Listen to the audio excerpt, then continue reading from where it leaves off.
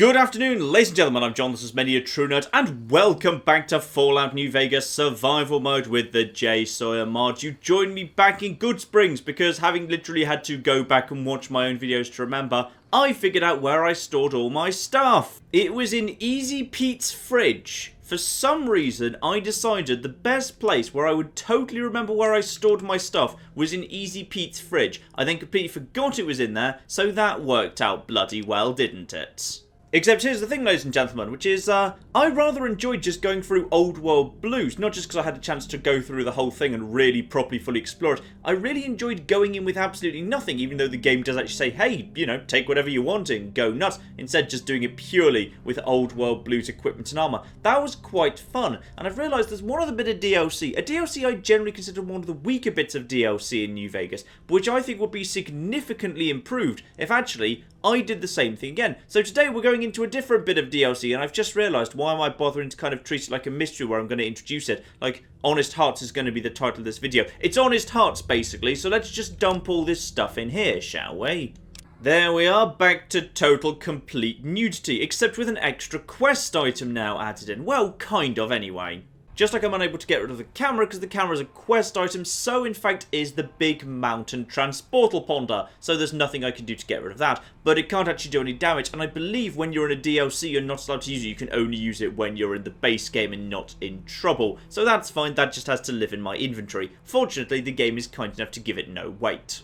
And so, with no weapons and no armor, effectively as close to nude as you're allowed to get in this game without adding in a nude mod, and no, I'm not adding in a nude mod, I can do without seeing that today, thank you very much. We are heading north towards the Happy Trails caravan up here, and I'm really kind of hoping I don't come under attack while I'm on the way, because yeah, right now I have literally nothing but my fists, a really poor unarmed skill, and literally no armor. Though admittedly, because I've taken ranks of toughness and other perks and so forth, I am actually quite tough, even while I'm wearing literally no armor. Yeah, my default damage threshold while naked is 13. There are, you know, perfectly respectable suits of armor in this game that don't give you 13 damage threshold. And here we go, the Northern Passage through to Zion. Now, the other reason why I think this will be quite interesting is, I consider Honest Hearts probably the easiest DLC in New Vegas. The wildlife, though it hits hard, is also relatively simple to take out by itself. The enemies generally are not particularly well defended.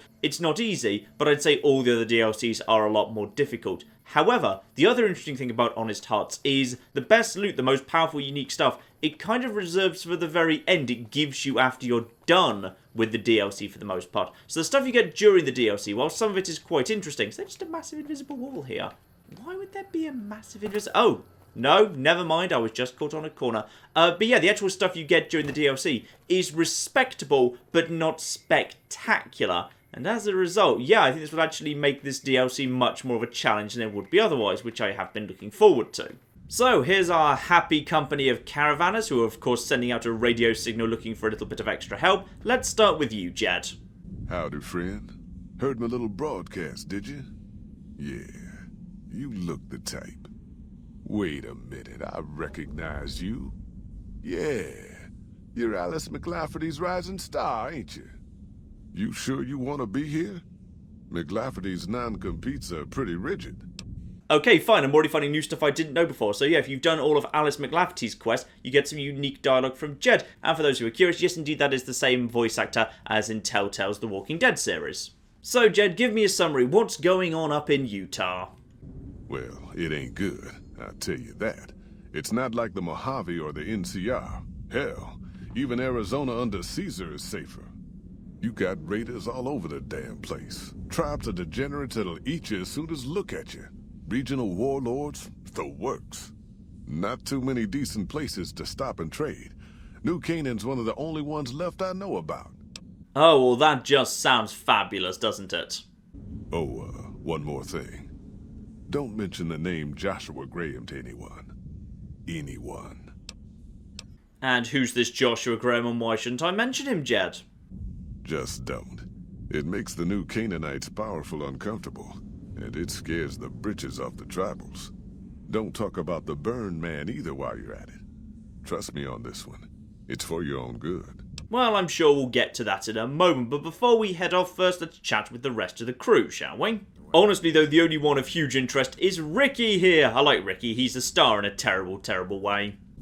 You looking for trouble, bud? I got plenty to spare, so watch your ass around me. With barter of 50, we can get him to carry a bit of stuff for us. That's useful because you're allowed to carry a small amount of equipment into Zion, but not much. But yeah, you can manipulate him into carrying a bit more. I'm already way under the weight limit, so it doesn't actually matter that much. But instead, with medicine of 45, unwarranted hostility and general agitation, how long have you been a psycho addict, Ricky? Hey, fuck you! I didn't say nothing about using psycho!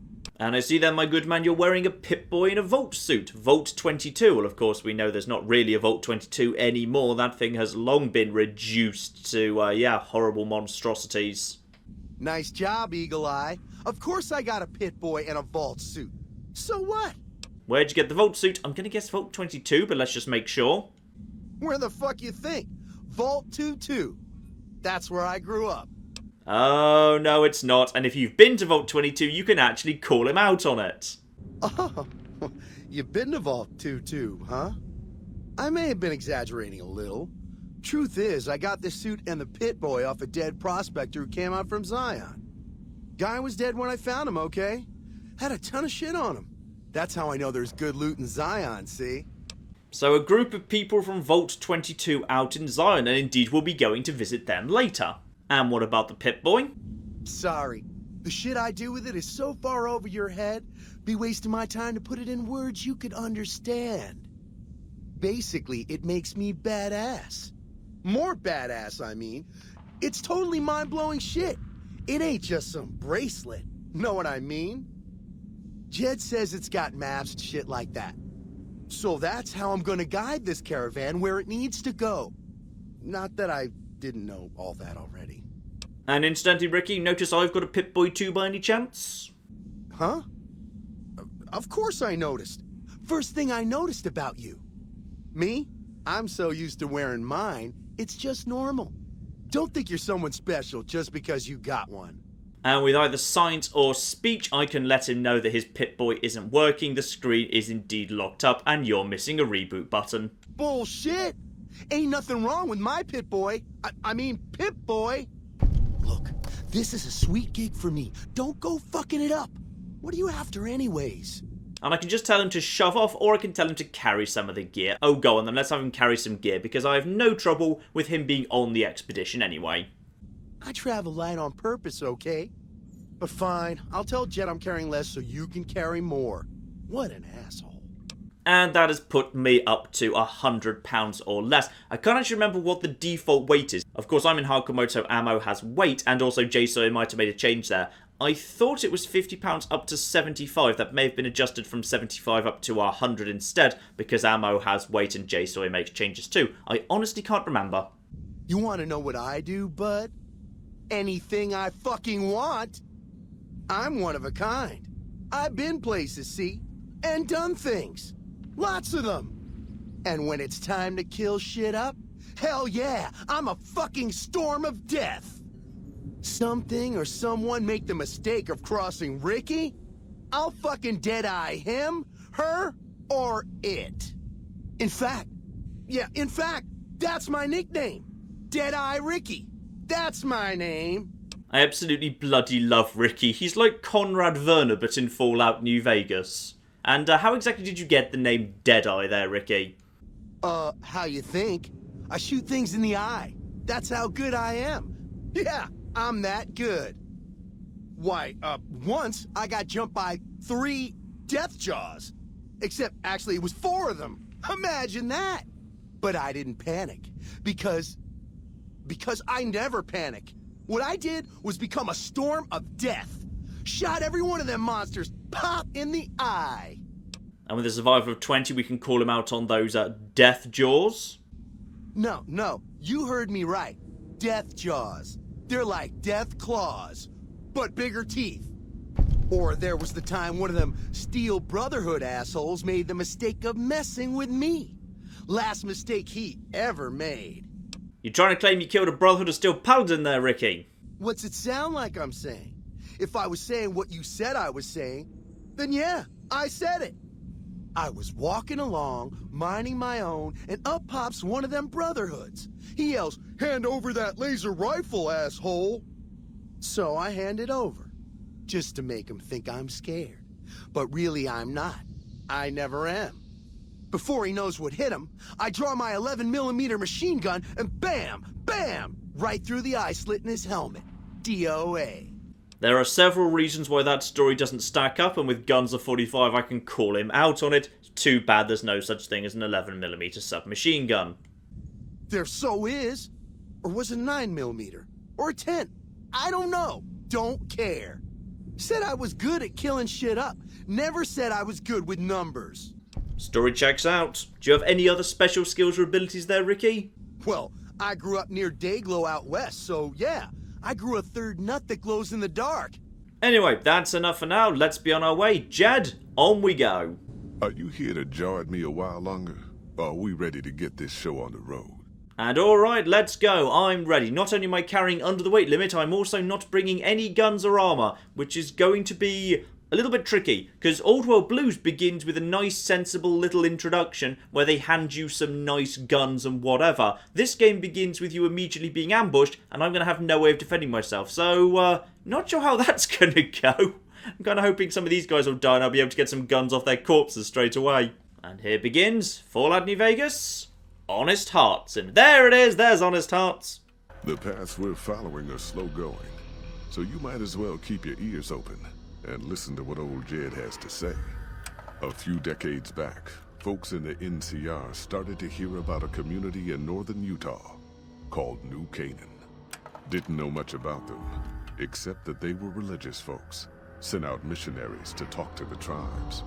We've seen our share of cults, but the New Canaanites, they were honest traders. Good fighters, too. Raiders wouldn't tangle with them. But then, the Legion appeared in Arizona. I reckon you know all about them. Turns out Caesar's first war chief, the Malpais Legate, was a New Canaanite, Joshua Graham. Legend goes that Graham was the meanest, toughest son of a bitch in the whole damn Legion. The New Canaanites wouldn't talk about him. They were ashamed. Guess I can't blame them. Well, at Hoover Dam, the Malpais Legate finally met his match. Hanlon and Oliver kicked his New Canaanite butt right back over the river. Caesar had to make an example for the others, to show them that even at the highest level, failure wouldn't be tolerated. He had Graham covered in pitch, lit on fire, and thrown into the Grand Canyon. People say he didn't even scream on the way down. Not long after, some of the slaves and tribals started to talk. Said Graham wasn't dead. Shouldn't have been any surprise. All this talk bothered Caesar, so he forbade anyone from speaking his name. Wanted to erase Joshua Graham from history. He got his wish. Joshua Graham disappeared, and in his place came legends of the burned man walking the wastes. Probably just a tribal ghost story. But New Canaan's been silent for a long time. Maybe it's a coincidence. Maybe the Malpais Legate is dead. Or maybe Joshua Graham did crawl out of that canyon and finally found his way back home. All right, people. Been a long couple of weeks, but here we are. Zion. I know your feet hurt. I know you're tired, but I need everyone's mind on the trail ahead. Ain't the trail ahead worries me, Jed. Those descents we made through that slot canyon back up there. Ain't no way we're getting back out the way we come. And then what?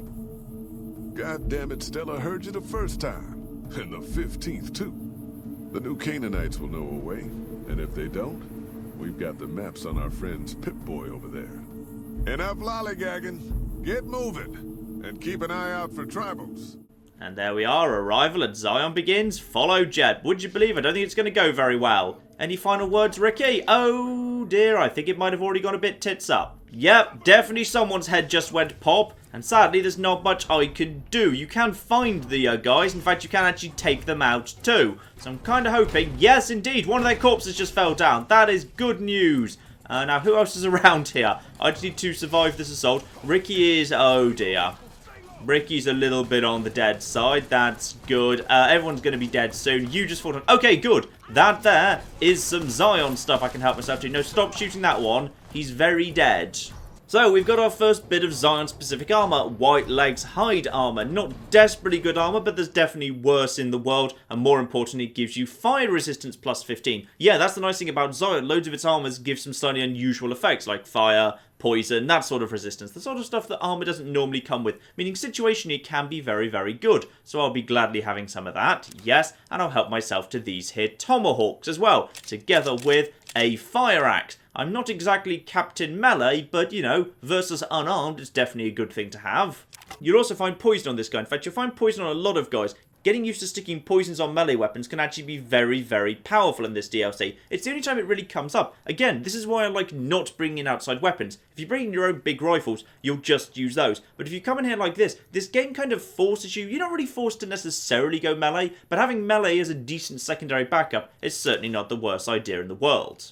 So, let's just get some of that armor on quickly. Now, that gets us up to a damage threshold of almost 20. Marvellous. So this thing doesn't have any damage resistance, which many armors in this game do, which is a shame. I've also got my fire axe, which obviously I can't use properly, and also the tomahawks, which I also can't use properly. But, well, you know what? At least this gives me a little bit of range, because, yes, this is indeed a throwable, which is nice.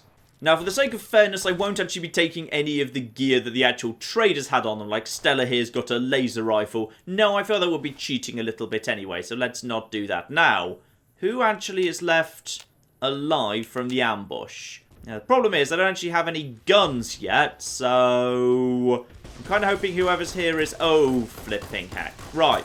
Ah, good, he's right there. That'll do for me. Because a fire axe, even though I'm not properly trained in it, 33 damage, doubled up in that. That'll do for now at least, and I do at least meet the strength requirement, if not the melee skill. Hello, yeah, you just keep trying to shoot me. And when I say keep trying to shoot me, you're actually very good at it, yes, I'll admit. But yes, indeed, a hit from a powerful melee weapon in that. Ooh, that'll do the job, at least for the moment. Now we're going to have a couple more around here. Couple more very close by here, and I'm already a little bit on the weak side. Yeah, why don't you guys... Oh, this is going to be a little bit on the tricky side. If I just kind of loop around the top of these guys... And down we go. Hello there. Have you guys got... Any of you got any weapons? Oh, one of you's got a flipping anti-material rifle. I'm kind of glad, by the way, that I'm pretty sure you just decided to actually put it away because I got too close to you. You're in range too. You're also in range. Good. So, a nice big... axe swing will take out you, and I am... Okay, I think I can make this work. So if I approach from this angle... By the way, do you have anything better on you, by the way? Well, you've got some nice poison on you, and some anti-venom as well. And I can actually improve my own fire axe as well. Lovely. Yeah, max out that fire axe. That's nice, up to 42 damage, even though I don't meet any of the thresholds. I also have... Yeah, I have the tomahawks. Could try and use the tomahawks, potentially. Let's give them a go. Nice and peaceful. Don't know how the accuracy of these is. These are... Yeah, if you can land the hit, it's pretty good. In fact, for some reason, the head's more accurate than anything else. Yeah, go for it. Chuck a tomahawk at him. And 70% chance to hit. Oh! Yeah, I'll take that. I will gladly take that, in fact. Now we got one other person coming to investigate. And he has got a rebar club. Nothing else on him. Once again, yeah, why is the head more accurate? Oh, probably because I've taken the sniper perk. Yeah, that's right. Right, toss that at you, and down you go. That's the thing about these guys. And one of the really interesting things about Zion in general, these guys hit like an absolute flipping brick. So this guy had an anti-material rifle on him, and he would have happily used it. Though, fortunately, he defaulted to his rebar club. Why he'd ever use the rebar club when you've got the anti-material rifle, I don't know. He just decided to do that. But I'm going to try and avoid using the anti-material rifles and the riot shotguns these guys have, because that kind of feels cheating. Oh, but this is a Zion weapon. That's 100% fine. The .45 automatic submachine gun. Pretty much the epitome of a low damage, high DPS weapon. But those things work pretty well against the White Legs, because indeed their armor is not up for much. Not much ammo in this thing, but hopefully enough, because one guy's going to show up here. In fact, actually, this guy we don't need to bother dealing with, because in just a second, then Follows Chalk is going to show up and basically just destroy him. So that's nice. Hello, Follows Chalk. Hoi. White Legs don't leave survivors often. You're some kind of lucky, let me tell you. You came from outside, didn't you? From the civilized lands. Wow. Joshua will want to hear about this. The first thing they told us about Zion, don't mention Joshua Graham. The tribals hate him and it freaks them out. First tribe we run into who's actually willing to speak to me mentions Joshua Graham incredibly casually. Joshua Graham. He leads our tribe.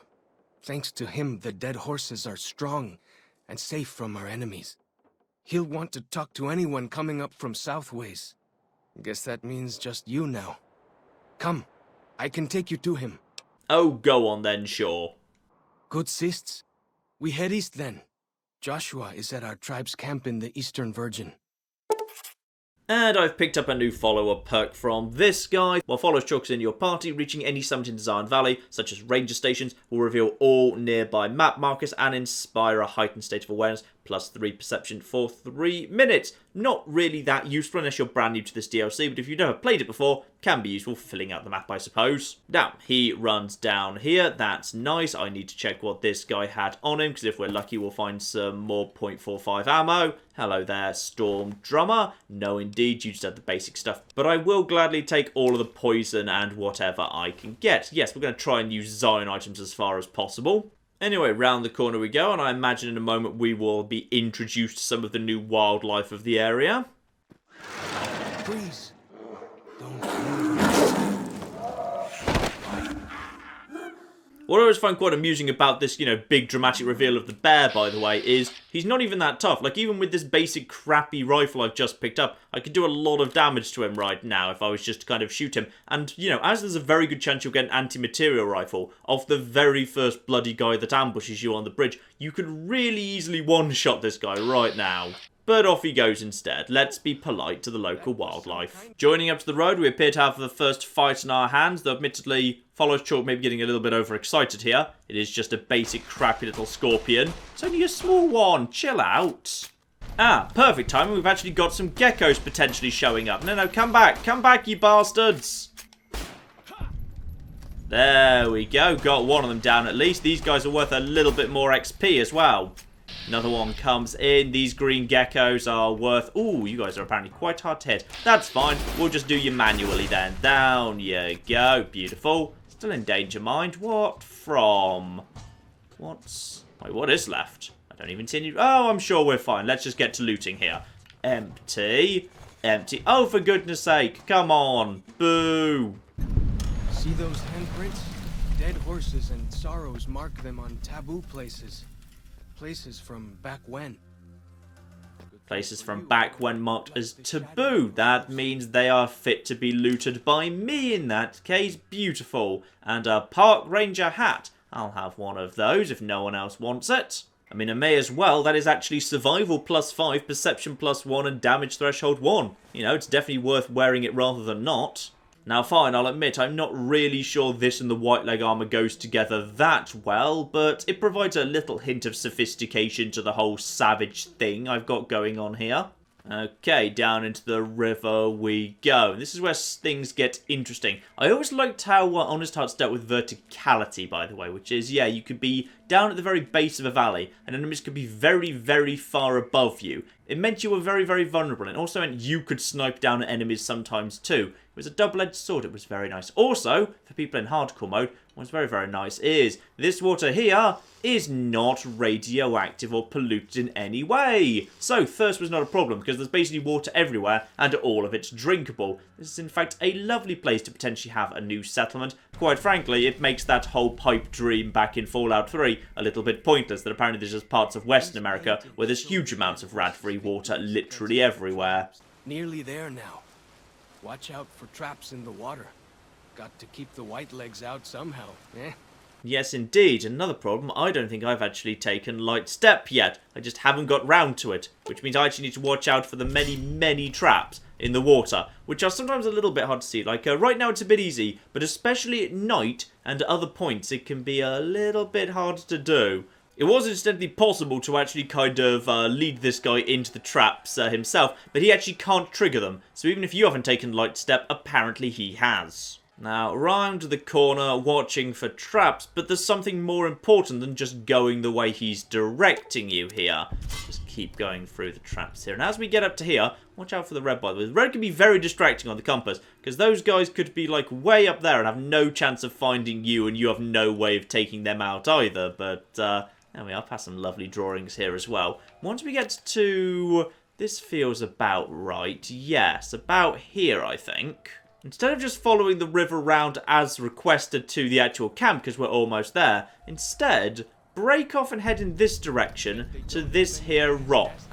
And we will find Fallen Rock Cave. Interestingly marked with, yes, these little green handprints. In we go. Because here, and watch out for the traps, by the way, because in here is the first instance of an incredibly interesting little subplot in Honest Hearts. I never really touched upon when I was doing You Only Live Once because there wasn't much point to it, but something that it's very, very much worth visiting while we're having a bit more of a explore everything sort of go around. It doesn't matter if I take the odd bit of extra damage. By the way, cave fungus, excellent source of food and everything. Cave fungus is abundant and a really, really damn good item. Look at that. Rads minus 10, food minus 43, and health back a little bit too. Just not many items get rid of rads, but cave fungus does, so it is well worth having. Just like in Fallout 3 and Little Lamplight, yes indeed. To avoid rads, just keep shoving that cave fungus in your mouth, and it is indeed very, very plentiful in the caves of Zion. Ah, wait, I do have Light Step. I just figured that out because he keeps triggering mines. There's some buried mines around here, which I'm not triggering, which he is.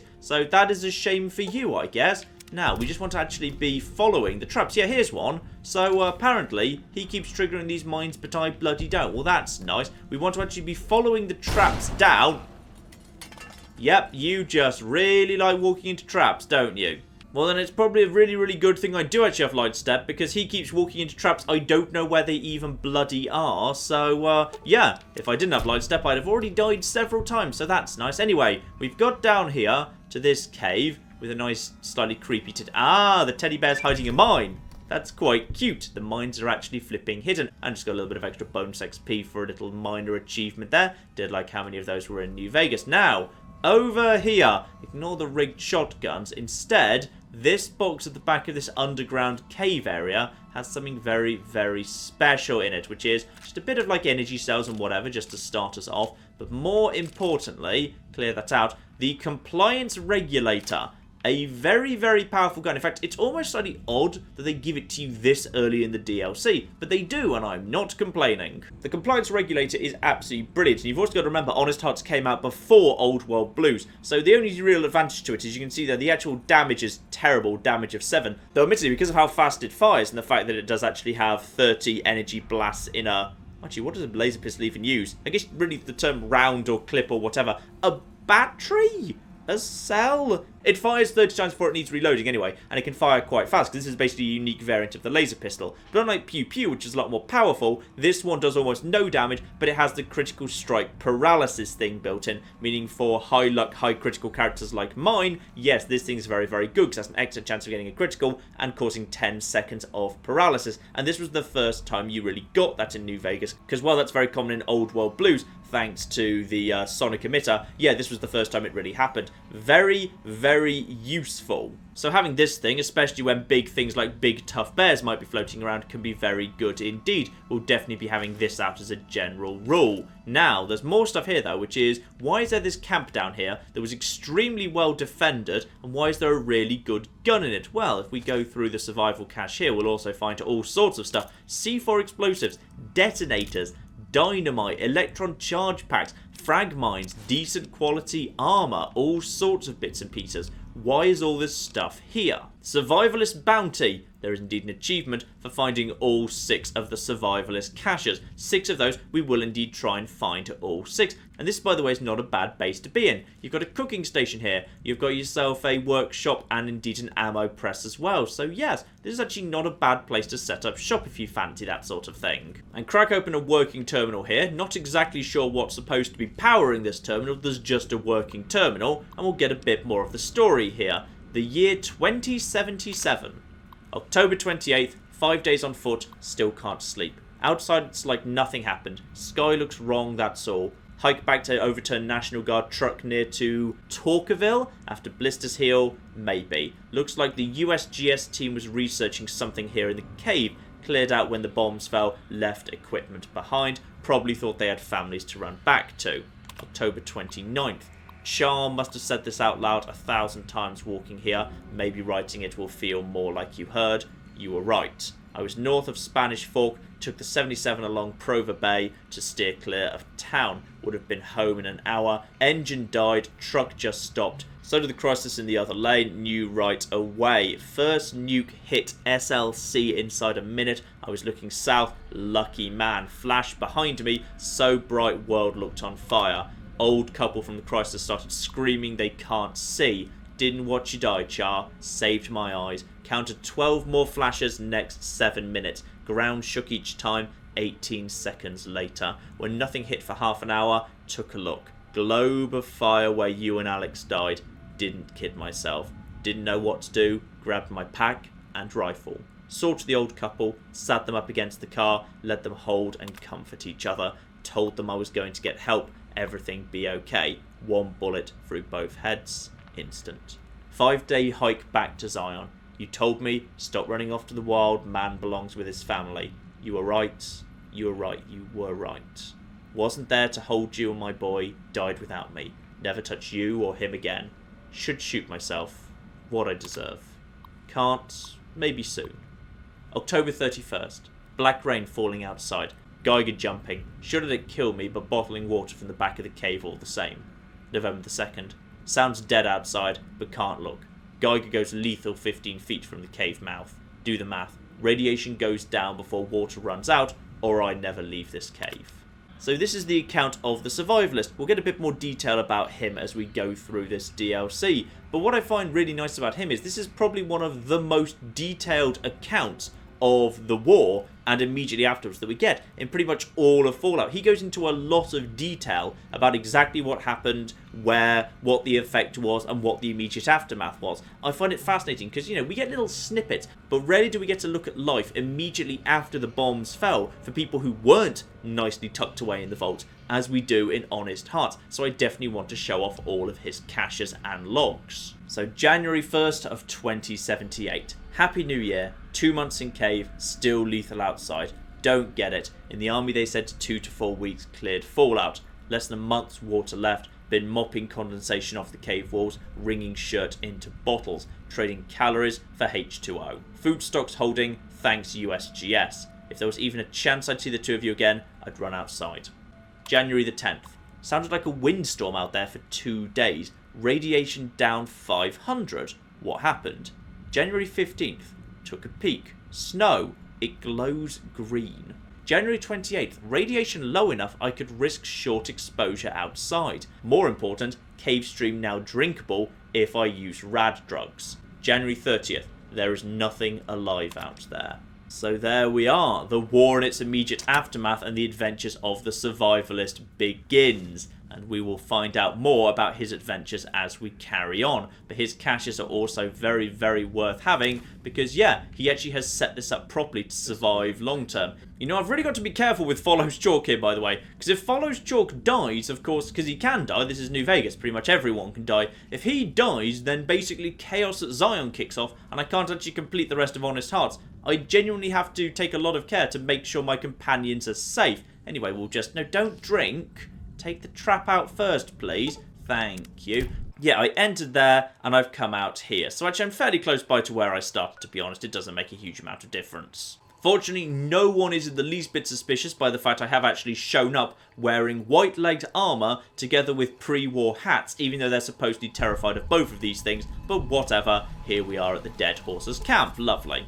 And while we're passing by a campfire, let's actually make a little something that can be a spot on the useful side. So rushing water now, I've got survival of 50. I've been able to make this for a little while. But yeah, if I just combine some jet and some purified water, plus 20% attack speed, my thirst does actually go down a little bit. This is the opposite of how it works in Fallout 4, where all drugs made you much more thirsty. Water, you know, water's still water, even if there's a bit of jet in it, so you still get your thirst down a little bit, just nowhere near as much as purified water would, and you still get some health back as well. Now, if I do end up having to use my fire axe for any anything, this could actually be a little bit on the useful side. So I'll just have a couple of these. I definitely don't want to turn all my water into it, but I'll have 2 rushing waters just on the off chance that might be useful later. Other things of particular note that are specific to Zion is the Daturana. So those sacred Datura roots I've been picking up. Mix one of those. They're fairly common. There's, a few of them all over the place. We've just run into 2 already. Plus some purified water. Just some flour, if I can just find some flour. And we've got ourselves a basically natives version of the Doctor's Bag, but even flipping better. Limb condition restored.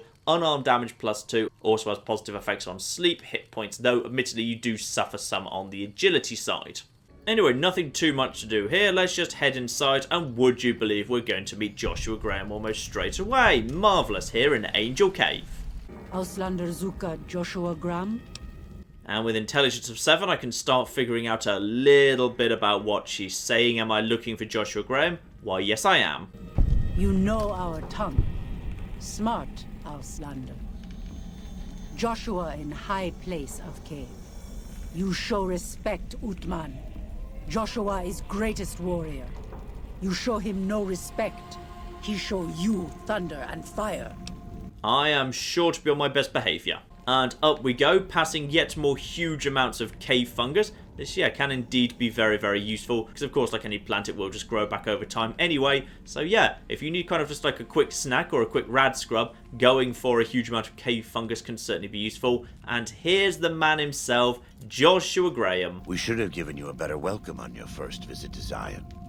But from what I hear, the Whitelegs beat us to it. Whitelegs seem to be the only visitors we have these days. And I wouldn't have expected anyone from the Mojave to come looking for us. And you're a courier, no less. Not the one I was expecting, but I suppose he wouldn't have come with a caravan. I don't know if you were close to the other members of your group, but you have my sympathy. I pray for the safety of all good people who come to Zion, even Gentiles. But we can't expect God to do all the work. And indeed a mention of another courier. Honestly, Honest Hearts is probably the DLC that's least connected to all the others. Dead Money and Old World Blues and Lonesome Road, to me, kind of feel like they all fit together very nicely in introducing characters and themes and ideas that flow between them. Honest Hearts is kind of separate, because Honest Hearts is more kind of about Joshua Graham and his history with the Legion, and mostly a little self-contained story, and it doesn't really have that much to do with the other courier at all. In fact, actually, we can't even immediately follow up by saying, hey, you just mentioned another courier, would you like to tell me a little bit more about Ulysses by any chance? But no, apparently not. How do you know so much about what happened to me, by the way? The dead horses are capable scouts. Nothing passes into or out of Zion without my hearing of it. And indeed, I came here with the Happy Trails Caravan Company to make contact with the new Canaanites, Joshua. Happy Trails. I remember. They were good friends. I have bad news for your employers. New Canaan was destroyed, its citizens scattered. All because of the Whitelegs. And Caesar, of course. The Whitelegs want to join the Legion. Caesar's rite of passage is the destruction of the new Canaanites. Almost assuredly because of me. The good news is that we can help you find your way back. Daniel, one of the other new Canaanites, has made many maps of the region. The bad news is that we can't help you right now. Not with everything that's going on. So there we are, these guys can help you get home because this whole big trade mission caravan's a bit of a bust. In fact, even if these guys were interested in trading and New Canaan were actually still standing, I'm not sure what I'd do. The rest of the caravan's dead. I don't have any stuff to actually, trade with them or anything. So even if I was still standing, I'd probably still be just thinking, you know what? They're probably not going to pay me, mainly because they're dead and we've got nothing to trade at this point. So I'd probably be trying to get home anyway. So these guys will help me get home, but only if I help them first. You're a good neighbor to us. We all go through periods of darkness. In such times, we can turn to the Lord. But it's good to have friends. Daniel and I need pre-war tools to help us navigate beyond Zion. Should we need to evacuate, these instruments will be vital to us. Normally, we would have some of the dead horses or sorrows look for them. But many pre-war buildings in the valley are taboo. They won't go inside. So indeed, of course, we touched that with Follows Chalk briefly while we were coming in. Even a tiny little outpost that was just a little tiny ranger station, they wouldn't go inside even if it was just a single room, and thus they are unlooted, which is good because it means there are some nice spots of unlooted areas with some good loot to be got out of them. However, that means when there's important stuff to be gathered, it's me that does the job. Thank you. Follows Chalk can help you find your way around the valley. He's inexperienced, but he knows enough of our language to ignore the taboos about pre-war buildings. By any chance, can I have some of these guns? No, it's all stealing. Though admittedly, I could just pick some up and grab one over here. I wouldn't mind just having one anyway, to be honest. Oh, you're crippled. Of course you are, because you've been repeatedly walking on mines, you lunatic. Wait, how do you uncripple a companion? I'm genuinely not sure. I can't just give him a stim pack. He won't be intelligent enough to use it in the right area. Oh, plus, in hardcore mode, of course, that doesn't even matter. Fine, Follows Chalk is just crippled now. He's just going to have to deal with it. I've decided I'd like to go and have a look at one of your guns over here. Just let me go over here for a second, and I'll just be... There we are. Right, got one gun there. Now, I'd just like to compare it to this other gun and just have a little look-see at that over here as well. In all fairness, you seem to be infinitely regenerating guns, so it doesn't really matter. Yep, I'll have this other one too. Now I'm genuinely curious, if I keep stealing these guns, does he actually keep generating new ones for me, or after the first few that are sitting on top, no, at that point they stop existing. So there's only 4 guns you can actually steal, and the rest, even if you kind of look up close, this pile here never goes down, and this pile over here, he basically just merges the gun he's fiddling with into that gun, and there are no more. Any chance I could help myself to? Yes, this is much better. And some black coffee too. Joshua Graham knows about the finer things in life. Marvellous. And even some of the better quality ammo of the .45 as well. The plus P, whatever P stands for there, 10% more damage and -2 target damage threshold. And in all fairness, many of the white legs we're running into don't have much more than 2 damage threshold anyway. So this is definitely worth having. Lovely. So let's just get this gun up to as good as it can get. We can get it a little bit better, but other than that, it doesn't really matter. You know what? I'm going to return one of these guns to you. Hang on. There you go. I'm just going to jump up. Oh, wait, hang on. I may have just lost the gun. Wait. Oh, no, I found it. It's right here. I've decided I'm going to return this to you. Here you go. I've put it back. I've put at least one of them back. There's still plenty of guns here. Now, the 45 pistol. This thing is okay, but far from great. Damage 33, DPS 98. So pretty fast firing. The problem that we do have here is, yes, we've got precious little ammo for the thing right now. So we're going to need a bit more. Let's see, we've got a bunch of, yeah, powder and lead there. In fact, actually, this might be a good time to actually use the flipping bench for once. So we've got plenty of cases, plenty of primers, plenty of powder. We just need a little bit more lead. Fine, what can we break down to get lead here? Ah, this'll do. Apparently I've got some 357 Magnum ammo on me that I'm not really going to be needing for much. There we are. Plenty of lead from that, plenty of powder, but I don't really have much in the way of cases right now. I can make 12. The limiting factor, unfortunately, at the moment is I literally don't have enough cases, though I do have enough primer, powder, and lead to make a little bit more, but that will do at least for the minute, so that's good. So I can reload this. There we go. So yeah, 33 damage going up to DPS 98 is acceptable, and of course I've also got that other armor I also stole from him earlier, which I've got at least a little bit of, getting that up to, I think that was damage 36 and DPS 107, which would make sense, yeah, 10% up from 33 wouldn't be 36, so that's all fine. So we've got ourselves at least a little bit of ammo. This gun is okay, but not great. Also, Follows Chalk. I'm not sure I want you to come with me, because if you die, Chaos in Zion kicks off. It's actually genuinely dangerous to go around with the companion Follows Chalk, because if he dies, he's one of 4 characters who, in the event of his death, then basically this DLC becomes not uncompletable, but it does, however, basically break down. You can only get yourself the bad ending, so I don't really want that. So just in case, Follows Chalk, I'm going to get rid of you at this point. Sorry. So, Follows Chalk has been sent back to the Dead Horses camp, and on his way out, he's just handed me a bunch of stuff, including some actual useful ammo, so that's nice. And that means I can just head out of the rear exit, out to the Eastern Virgin. Another little campfire and whatever here if I needed it, but I don't think I do at the moment. Instead, now Zion has opened up to me. We have got ourselves a whole bunch of stuff to collect, starting off with the crashed scout bus. And once that's done, we have to go much further up. There's a fishing lodge, there's a general store. One thing I do like about Zion, by the way, is it's fairly open. You can pretty much go, like, you know, you could go via the river if you wanted to. You could go via the road. You could basically just head straight over open ground if you really feel like it, though that can be more risky. We've also got a little sub-quest that follows Chalk mentioned to me. Apparently there's some bighorners that have gone a little bit on the angry side over here that we could go and help out too. So we will dig into Honest Hearts proper next time, ladies and gentlemen. For the moment, we've got enough to get us started,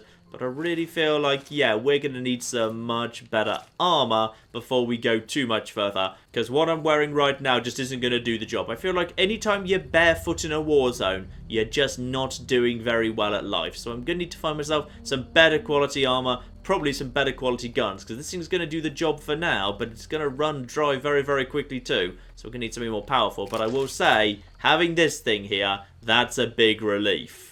In fact, for the moment at least, I may need to go from the compliance regulator to paralyzed people, and the moment they're paralyzed, straight over to the fire axe to just basically start whacking them in the head with an axe. That may be literally all I can do for the moment. So I'll have to see how that works out for me, and we will get to that next week. But in the meantime, ladies and gentlemen, I've been John, this has been Many a True Nerd, and this has been the start of Honest Hearts, using only the Honest Hearts equipment. Thank you very much, and goodbye.